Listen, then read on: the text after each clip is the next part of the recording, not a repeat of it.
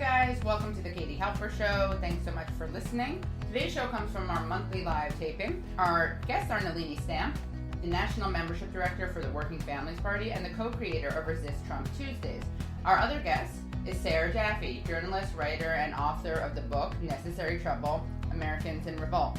You're definitely going to want to join our Patreon, and to do that, you go to patreon.com/The Katie Halper Show to get great bonus content, and we give you some great bonus content from this very episode, including a Q&A and debate over the role of violence in the resistance, but also how we should be discussing and covering violence when it does happen. And that gets pretty heated, not contentious, but it's heated. We also bring you 7 headlines in under 5 minutes with journalist Ben Norton. Please rate and review us on iTunes. Thanks again.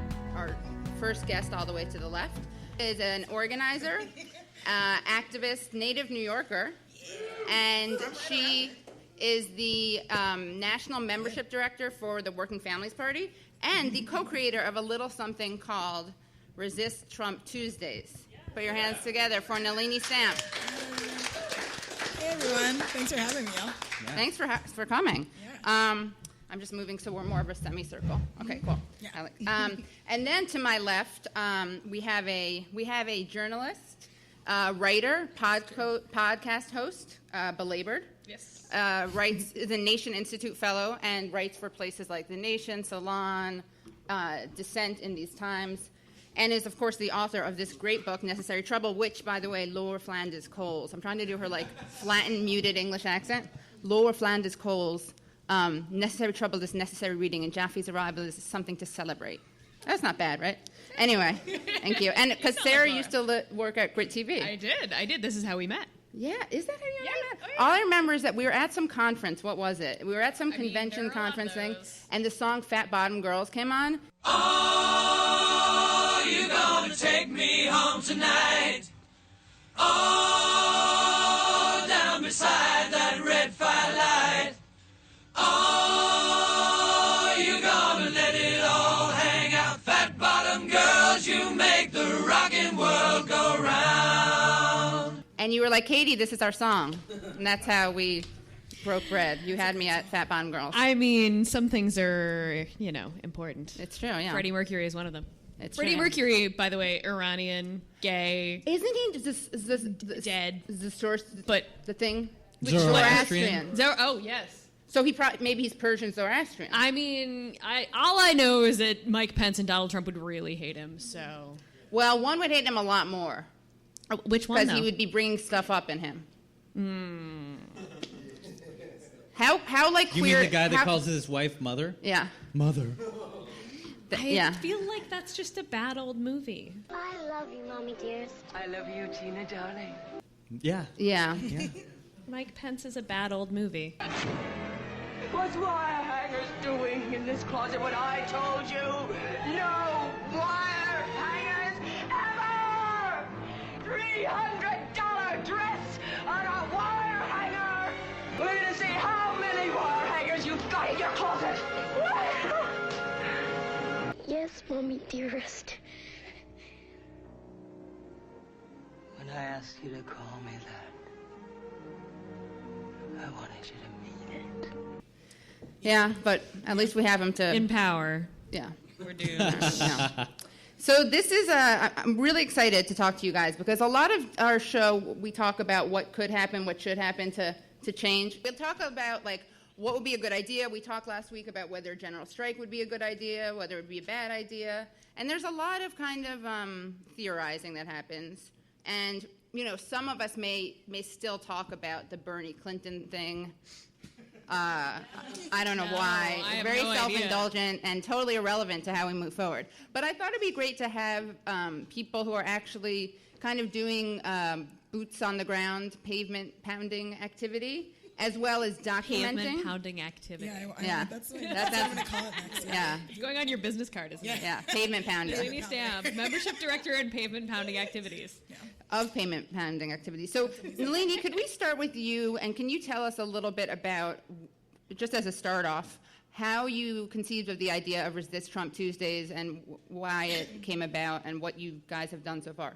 Yeah. So I was really infuriated, not just after the election, but when Jeff Sessions was Donald Trump's first cabinet.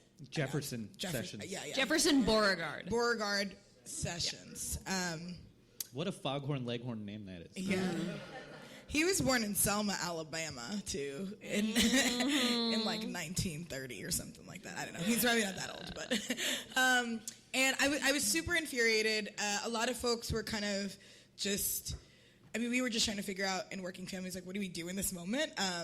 We were expecting to kind of come left to Hillary if we could. Yeah, everybody was expecting that. Well, not everybody. Some people were going to be just fine. Right. So we're like, yay, white lady won, woo. Right. So this is my fight song. Yeah. Oh no. So we were, it was actually like a collaborative idea. It started out with kind of like, we were like, okay, let's go after the cabinet. This is like the first thing that he's going to be announcing, even before he's inaugurated.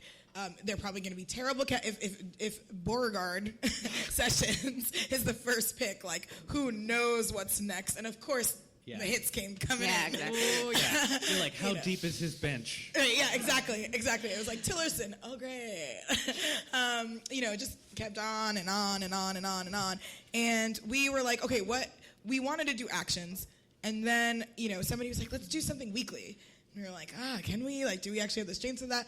And both my colleague and I were like, resist Tuesdays, resist Trump Tuesdays. Let's just do it every Tuesday, everywhere. Have folks go to their senators and just resist Trump's cabinet.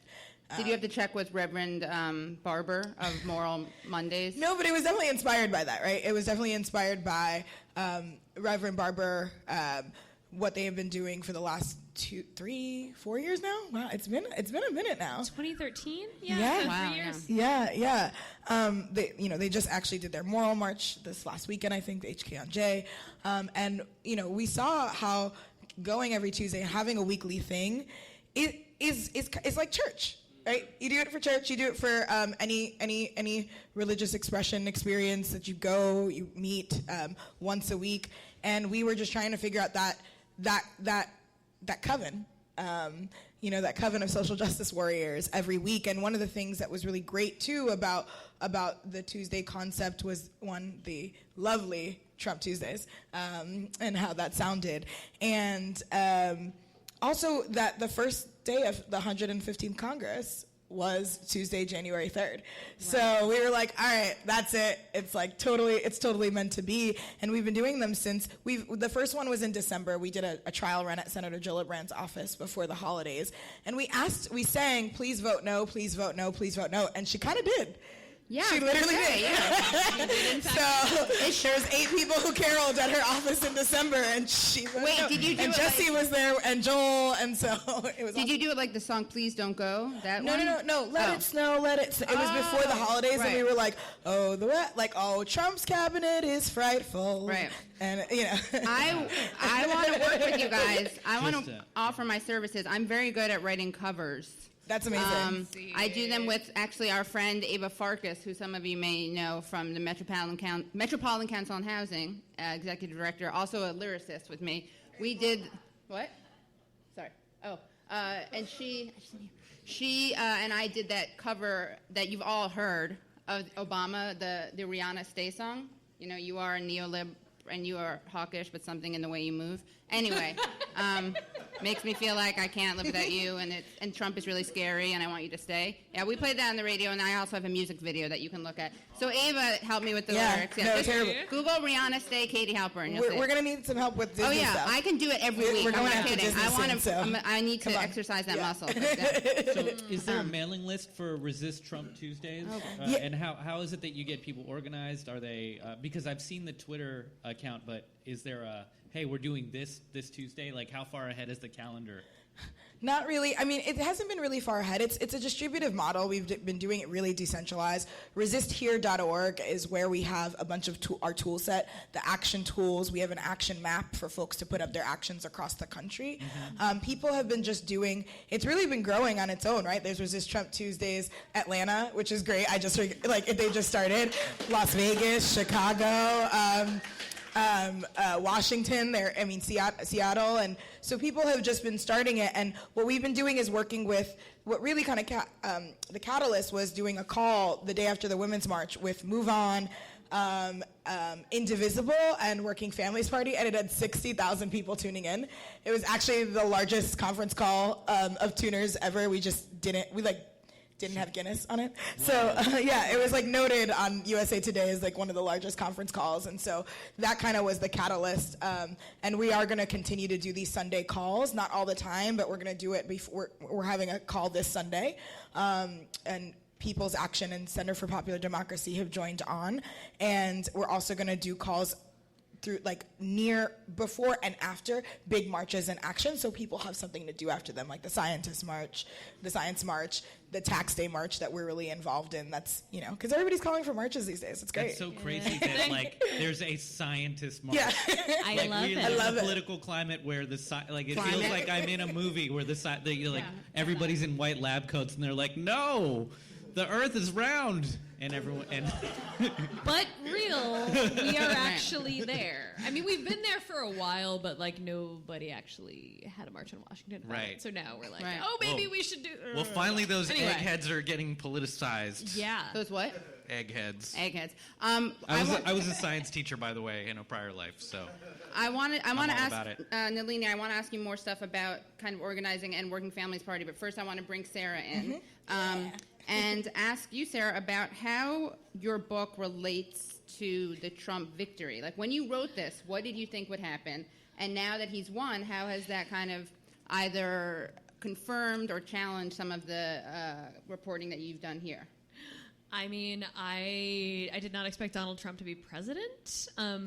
There's only a few people who have told me that they did that I believed. But one of them may have been on the show, Ben Jealous. Possibly, yeah. I mean, and notably, most of them are not white. But what I did think was that people in this country are absolutely tired of the neoliberal consensus, the bipartisan sort of agreement around things like charter schools and trade policy and all of these garbage things that exist to make rich people richer.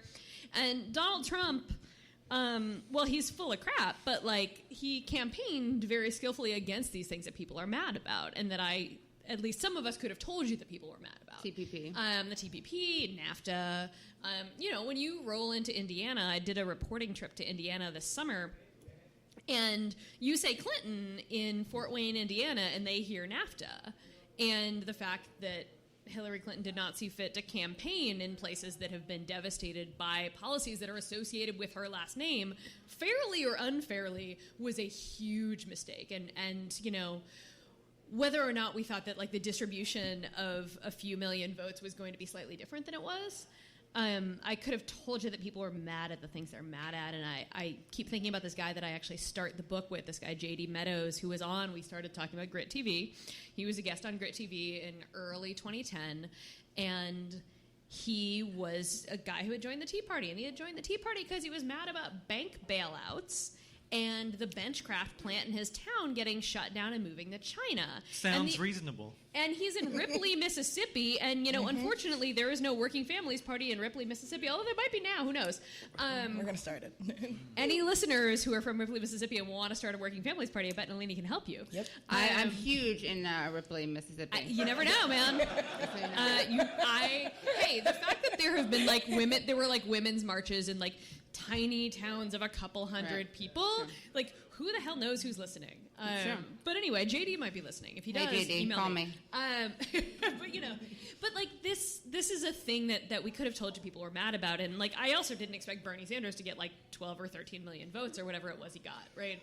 I thought he was going to get 10 or 15% of a Democratic primary, and that was going to be that. And so I was completely shocked by that as well, even though, again, I could have told you what people are mad about. Right. The amount of anger and the amount of willingness to just, literally sort of throw a bomb at the system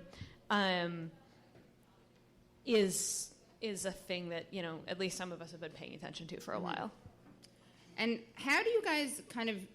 Well, I'll ask you, Nelini, about Working Families Party. So what is your, and you can answer it on behalf of yourself or the party, but What I feel like a big struggle is to navigate between people who are, there's like a Venn diagram of people, right? And there are people who are lost causes and we're never going to reach them, and they're going to, die voting for as many KKK members as possible. Yep. And then there are people who are in the middle and who, when I was younger, like in college, I went to Wesleyan, I have flashbacks about this, but I was so like, if you've ever uttered a homophobic word in your life, or a racist word in your life, you are a racist homophobe. And like, I have no respect for, maybe not that much, but basically that's kind of what I thought. And I'm really embarrassed by that, honestly, just in large part because it's just so stupid on a pragmatic level. Also, there's a lot of classism tied up into it, but how do we kind of know who our audience is and how to reach them and how to explain things to people in a way that speaks to them and also kind of appeals to their self-interest, but kind of a larger fairness doctrine, if you will. Yeah. So, Totally definitely the nationalists are a lost cause, right? Like these, I think most of the folks who follow Richard Spencer, if there are any left. Like no Pepe Oh, Frog. those Yeah, no nationalists. Pepe Frog, Those right, nationalists, yeah. So they're lost cause. I think so. I have someone very close to me. I'm not going to say who, but very, very close. You could say I'm almost her daughter, but not really. Voted for Trump, and her whole family did. She's married into my family, and Divorce is not very expensive, depending on which state. it's complicated. It's not mine. So, she said that she voted for. She lives in Long Island. She said she voted for Trump because she really didn't believe half of the rhetoric that he said on the wall and all this stuff, and she just couldn't bring herself to vote for Hillary. That's just locker room talk. Yeah. Well, no, she was disgusted by that stuff. It was actually she didn't believe he was actually going to drain the swamp. Right. She didn't believe that he was actually going to build a wall. Right. She didn't believe, the stuff that she was disgusted by at the end still did not sway her. But she did think that Hillary's ties to Wall Street were a little bit too uncomfortable. Right. And at least for a politician and how she was. She doesn't like NAFTA, and so I think that and honestly, when Working Families was actually founded for these folks, like Reagan Democrats, to speak to them, and this same woman voted on our line against Carl Palladino in 2010 on the WFP line because she won't vote on the Democratic line. And so I think that's like the beauty of fusion voting. Fusion voting's not everywhere. But in Mississippi, it is legal on the books. So if you have listeners in Mississippi, get in touch. Yeah, get in touch. But I do think that, I think that there's a couple things. One, we also have to expand the base. I think many people, the Democratic Party has abandoned and taken advantage of people of color, young people of color, for a really long time.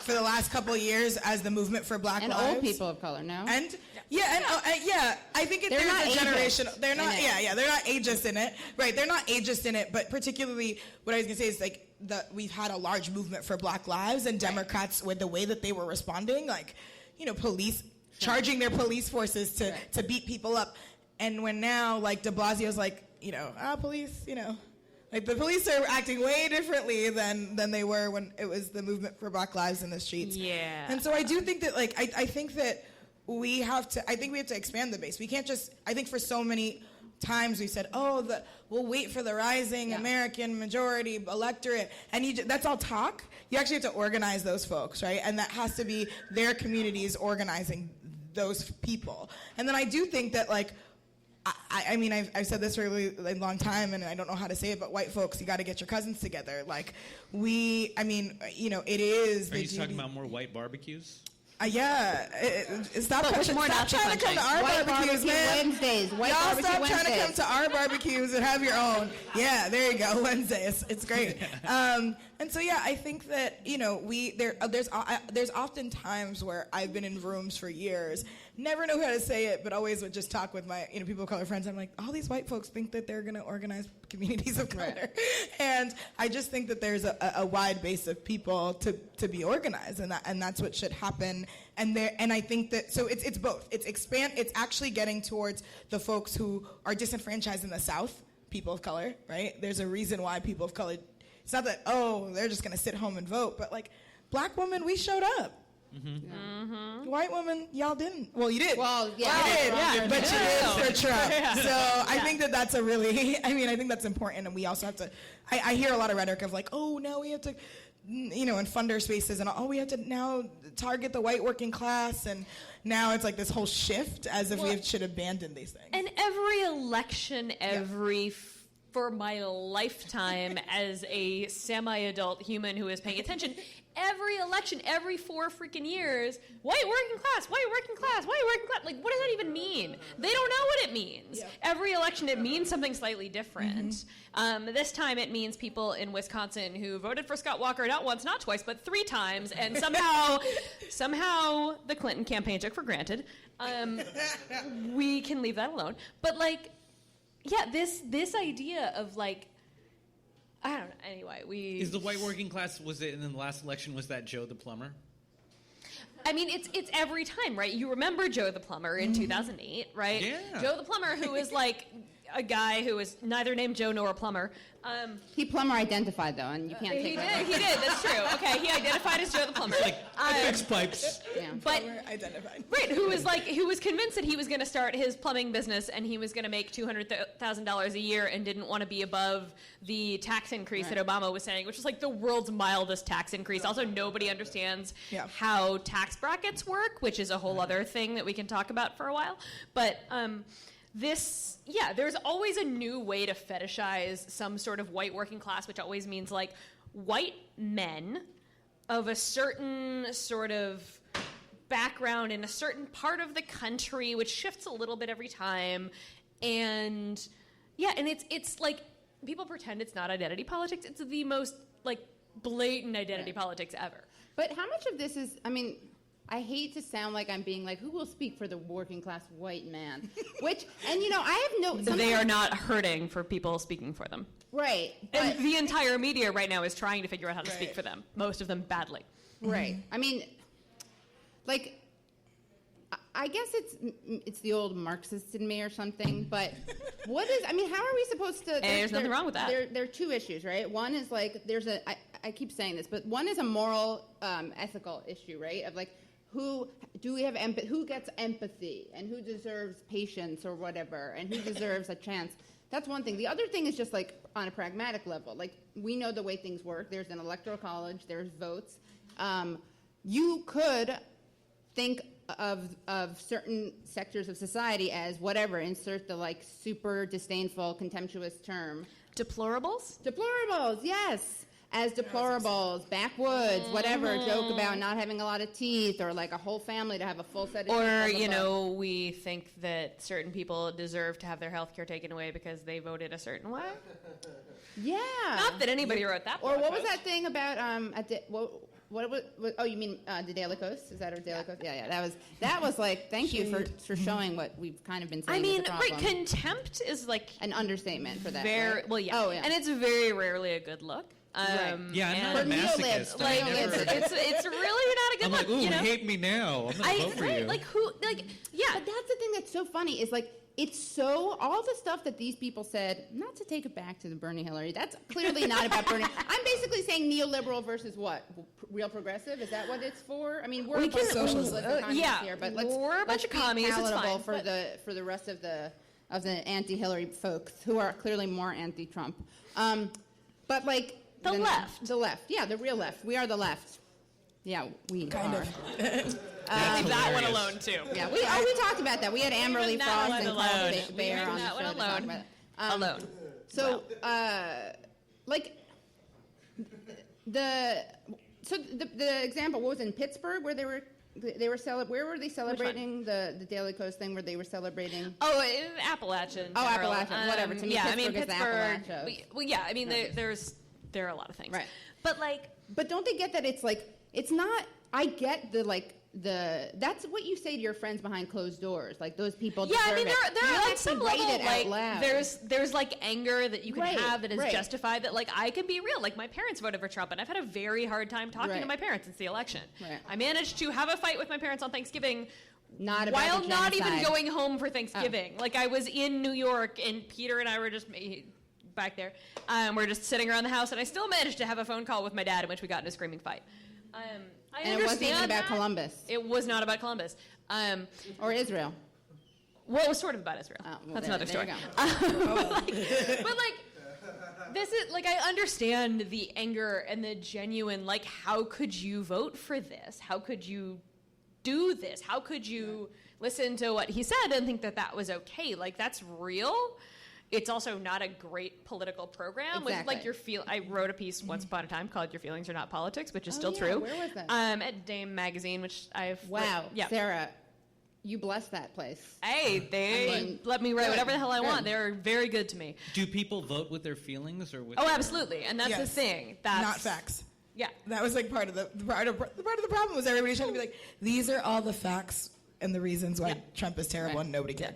Well, that's why when people were like, well, Hillary's may not be appealing, but that's not her fault. It's like, yeah, it's not, except she's just not a good candidate. Like, since when do Americans vote for, like, real policy positions? Well, and also, like, real policy That are positions nuanced that they like she didn't. is. I mean, oh my God, I really don't want to renegotiate the We're election. not but, relitigating it. Okay, This is so a step forward. I live in the Hudson Valley. I live about an hour and a half north of the city, and I can tell you what, I saw an ad with Ivanka Trump sitting on a couch with her, whatever, talking about how her father was going to give me paid family leave. I did not see an ad for Hillary Clinton talking about how Hillary Clinton was going to give me paid family leave. If I was not a person who spends 9 or 10 hours a day staring at the computer reading political news, who would I have thought gave a crap about paid family leave? It wouldn't Maybe have been Beyonce, Hillary and by Clinton. extension, Hillary Clinton.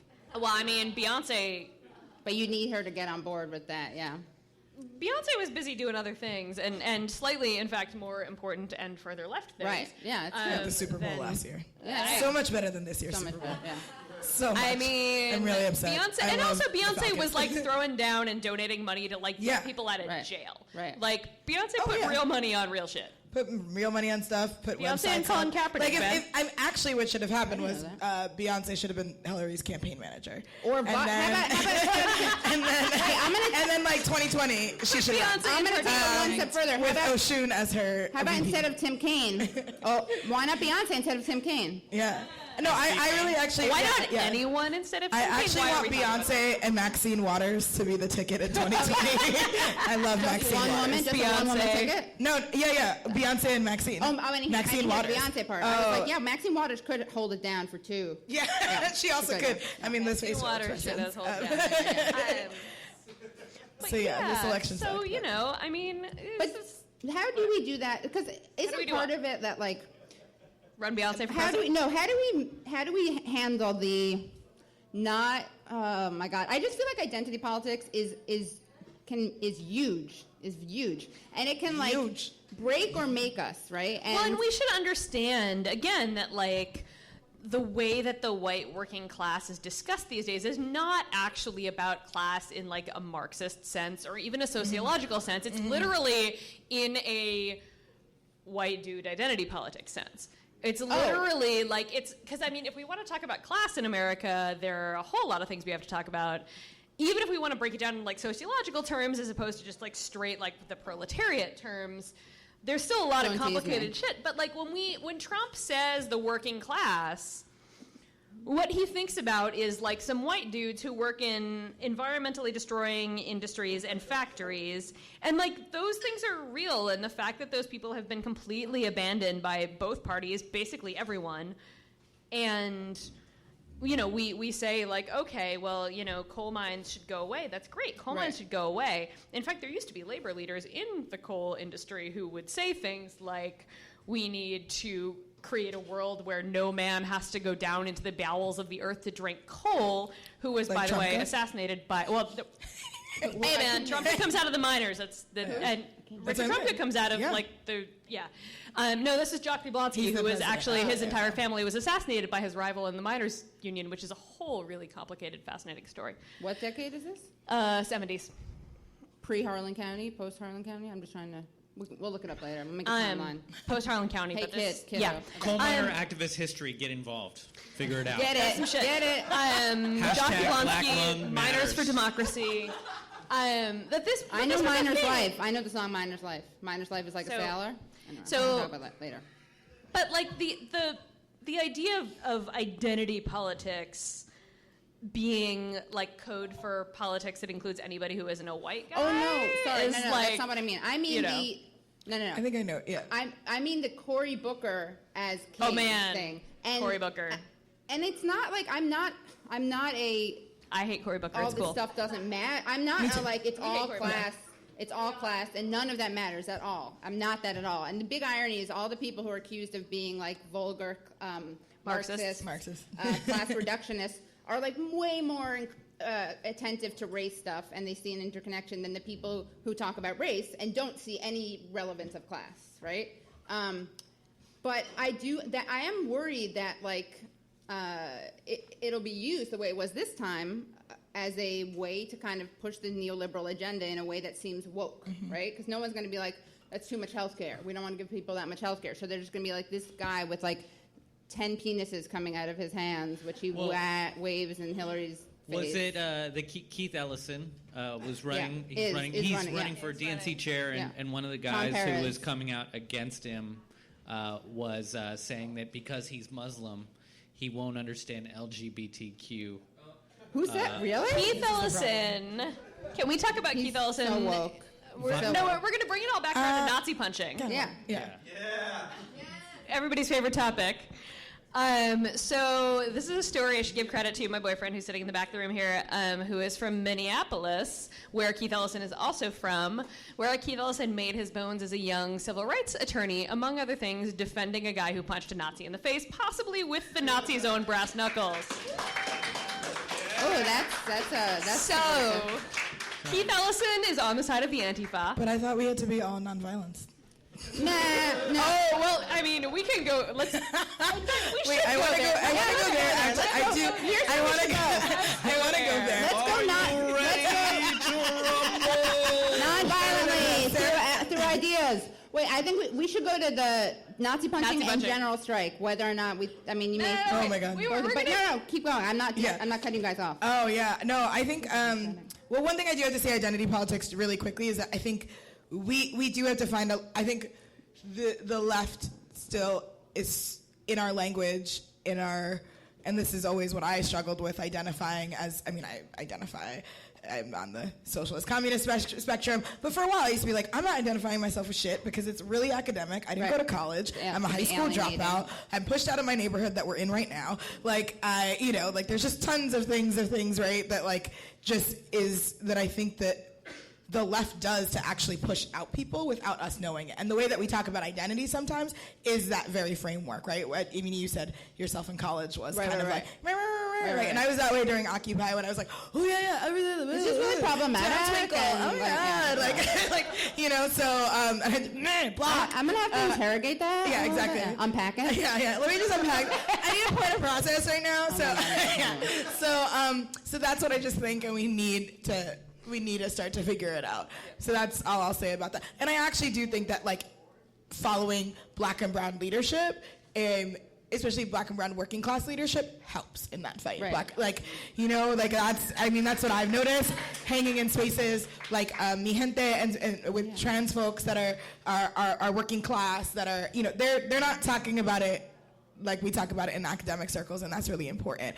Punching Nazis in favor. And so all that's all I have in to say. If the kids from Stranger Things, like we can't, it enforces that we're gonna talk down to someone of like, oh, that isn't the way forward, or you become them. Yeah. Or like, I can understand if somebody says, I don't think this is the way to win. Totally, exactly. And I can engage somebody in that. Right. If somebody says an absolute statement about it, I'm just like, you know what? I'm really sorry. I don't care. And not only that, like, there's a lot of people who have a lot of data sets, and yes, I'm going to go there. Like, people who have data sets of like, this is the data sets of nonviolence, and this is why I do this. And like, a lot of those data sets, don't include Latin America. At all. Yeah, we gotta give respect. It's really Eurocentric again. So we're reinforcing certain things. It doesn't include. It literally doesn't include. Like if you go to anything in Latin America, there is usually people who are like have like machetes and all of these things, and that is a norm. That is not. That is not a. Now all these white people are going to leave here like not traveling to Latin America because people are just swinging their machetes. Don't sing. Yeah, but please. To be said, machetes are like a working class tool down there, so it's Well, not the same as like walking around New York City. No, yeah. No, it's true. But I just think you might be like, just.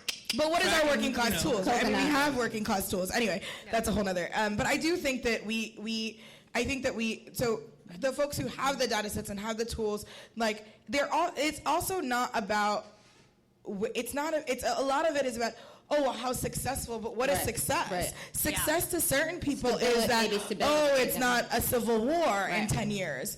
Oh, that's really, like, if that's like your North Star, that it doesn't break down into civil war, what is actually the change that you seek? And I think that's a big thing. And also, like, the reality is that we are getting faced with a regime. It's not like, and I do think that, I mean, I still practice nonviolence. I'm a nonviolent direct action trainer. And I think, but I'm never going to condemn anybody. And I want us to do more militant nonviolent action where we're putting our bodies, locking arms, and going on the defense, pushing ourselves and our bodies into the cops and into the state when they need us, right? And I want to see more militant actions like that happen across the country, taking over buildings. I want to see some of the stuff that we've had in their history in the past in this country. It's nothing new.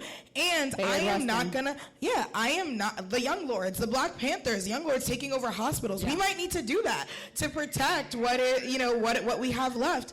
I'm just not gonna sit and like type out, man. I'm not at I'm always gonna be nonviolent, and like you're stupid, and it's like, all right, good luck. Well, and again, we should write a nonviolent manifesto or something. Yeah. But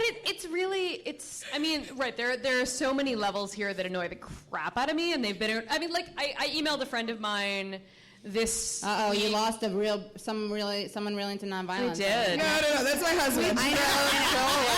I know. Love you, Joel. He's like, I'm not. Yeah, I think that's what he's going to do. He's going to go occupy Long Island College. There is a hospital that needed occupying. Yeah, Long Island College. Here. Yep. But so, like, I was Long Island College Hospital. Yeah, it was on Atlantic. I was born there. It was, yeah. Well, anyway, that's another story. Yeah. But so I emailed my friend Susie Cagle, excellent journalist from Oakland, this week, and I was just like, so everybody's talking about the Black Bloc and a general strike. How did we get back to 2012? I mean, Katie, she may have listened to the Katie Halper show last week. We are back in 2012. We are here. Shit has not changed. And it's really interesting to me, and this is like a commentary on sort of who fetishizes nonviolence when, that Ferguson, shit got burned down. Like a quick Baltimore, shit got burned down. The CVS was huge. And that's white when people were not talking about nonviolence in that way. And the not way organizers. That general white folks were talking about it, but even then, like, it was still, there were like Vox running articles that were like riots work, like mainstream sort of liberal. Well, that was what's his name, and he got in trouble. Oh no, that was a different story. That was Twitter. What's his name again though? Renton. Yeah, but there was space given to the idea that when you push people beyond all tolerance, they will break, and they will then break shit. And and not only that they will break shit, but like the shit that they break has a reason. Like the fact that like check cashing stores get set on fire is like, we should probably accept that as a principle, that like we should set check cashing stores on fire. Like, but they are a horrible predatory institution that should be destroyed. Took my money. So you're saying there was an opening for accepting that, and people were sympathetic towards it? And now when it's read as sort of white people, and it's also read as challenging American political institutions and processes in a way that, like, we like to pretend that racism is outside of the institutions of this country, where it's fundamental to them all. Like the Electoral College exists to give white men who own slaves more votes. My uncle called it a slaveocracy. It literally is a slaveocracy, yeah. And so we like to pretend that, but like, you know, there was some article that was like wringing hands about people saying "not my president" about Trump, and they were like, "If you say not my president, you might as well not say not my Constitution." I'm like, "It's not my Constitution. Definitely not. It At didn't least give me the right to vote until 2/5 of it. 1919." I'll claim 2/5 of it, and that's it, of the Constitution. 2/5. I know, I was just trying to be, you know. Claim like 2 amendments of it. Like literally, I'll give you the 1st and the 14th. The 2nd. I only care about the 2nd. Fuck the 14th. The rest. Yeah, No, but, I'd be okay with the Constitution not even being around. I'm fine with it. It's like it's like DOS. Like, haven't we moved on to like Ram Dass? like aren't we on like a new operating system? Yeah. Yes. No, but I love it. It's the same totally principle. right. People are like, you know what? Bernie Sanders wasn't even a Democrat. Or like you're. Oh no! Like what? You don't even get your audience who you're speaking to. Like you're, you know, we're. No, I anyway. mean it's like. He's outreach director. He's not a Democrat. What'd you say? Oh no! No, he's outreach director of the Democrats. They're like. Oh yeah, I know. No, They're 'cause like, we'd like you to bark people into the Yeah. comedy club, but you're not going to get on stage. Because he's not necrotic enough. They really want necrotic people there. Like he gives up too much life. He's too much of a life-affirming presence. I mean- so we want to open this, by the way, to speaking of life and bringing it Speaking in of life and and opening people it in the up. audience. We want to open it up to questions. Grayson, do we have an extra mic that people can talk on? If not, I'll gladly give mine up. Some unexpected thing from Katie Halper, right? Selfless. Gabe laughed a little too hard at that. That's a general strike. What was it last week? I was saying how I was very strong-willed. A couple weeks ago as a child, my mom made me quit piano because I would throw tantrums. And I was like, apparently I was very strong-willed as a child. And Gabe was like, you're kidding. Shocking. Yeah, I know. I am shocked, Katie. But it was very inwardly directed or whatever. But we want to open the floor up Yes. to any comments and questions Yeah, you guys have. but can you come up? Oh, hey, I didn't even see you there. Yeah. And you just talking to the mic and I'll do it. Okay. Grace and Melissa, we're going to take questions. Is that cool? And it's going to be recorded, right? hell yeah. Sound's working, everything. Okay. We're gonna make people line up over here behind this gentleman who I don't know, but you can. By Katie's microphone. So, totally feeling the not immoral to respond to terrible things sometimes with violence. Yeah, but I guess gotta whack-a-mole. But my question is like, I don't. There you go. You want to like pace and do a TED talk? I guess like having consumed a lot of right-wing media recently, not because That's I believe in unfortunate. it, but they're very effective at using violence on the left, or even if it's like not quite the left, to try to discredit us and turn off all the people in the middle. And I guess my question is like, you guys seem to have mixed feelings about it. In what possible sense is it strategic for us to do those things? I don't really understand. To me, it seems like strict nonviolence seems very clearly like the most strategic But even way. if you do strict nonviolence, they're still going to accuse you of all sorts of garbage. Like, Breitbart doesn't tell the truth, guys. And to hear our debate about this issue, as well as Ben Norton's headlines, just go to patreon.com/The Katie Halper Show. Again, that's patreon.com/The Katie Halper Show.